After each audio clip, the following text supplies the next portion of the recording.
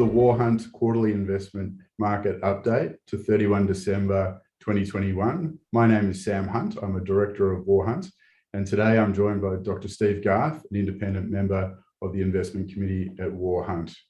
It's certainly been an interesting period, to say the least, over the last 12 months. And if we look at markets, or in particular sort of GDP, there was a contraction in the economy to the September quarter, largely due to the impact of coronavirus.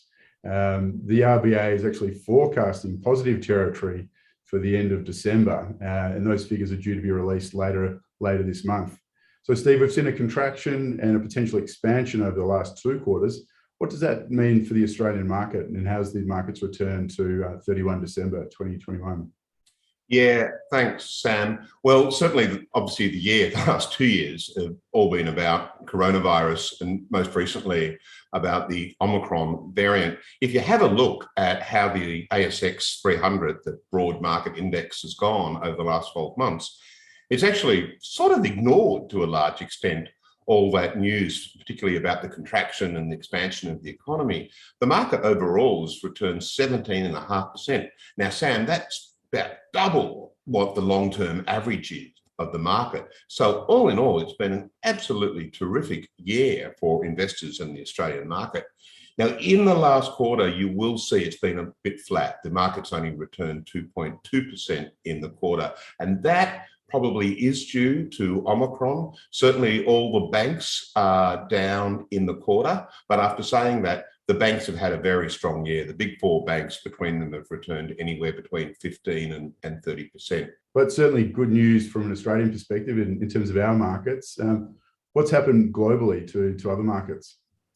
Well, Sam, if you thought 17.5% was a great return in Australia, it's even better overseas. The European markets returned something like 25% in Aussie dollars, and the US market has returned 35% in Aussie dollars. So overall, the global market's up about 30%, and this is one of its best 3-year returns since the 1990s.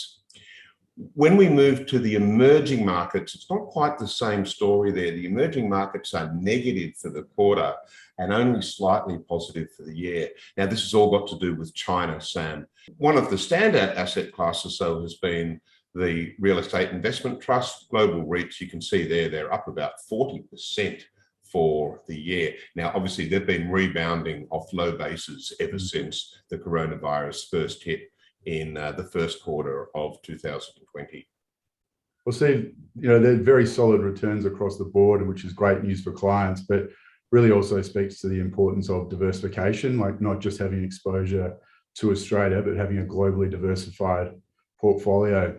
Before we dig a little bit deeper, it might be worth just recapping on our approach to investing for clients at WARR Hunt. We really implement an enhanced asset class approach, and by that, we tilt our portfolios or our clients' portfolios towards known premiums. So we've got the equity premium, we've got the small cap premium, and we've got the value premium within the context of equities or shares. And for fixed interest, there's two sort of factors that we focus on there, being term and credit. The other major theme that's been going on over the year, besides talk about coronavirus and the Omicron variant, has all been about inflation and when will interest rates rise. And that's actually had an effect on the bond market, where longer bonds have underperformed shorter bonds. Now, that's called the term premium. So in this case, Sam, the term premium is negative. In other words, long bonds have done worse than cash.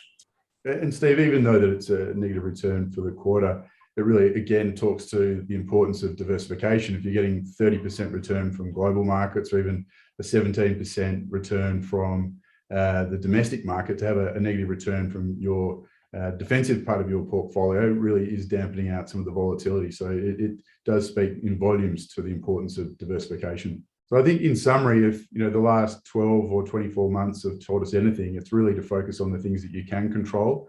It's to have a plan and an investment plan and stick to it over time, and not to make radical changes based on things that you can't control. Clearly things like coronavirus and the impact that's had on markets have been extremely volatile. But if we've made radical changes during that period, we've had a detrimental effect. So having a plan and sticking to it and really focusing on the factors that you can control is really critical. So thank you for joining this presentation. Happy New Year to everyone, and we look forward to joining you again soon.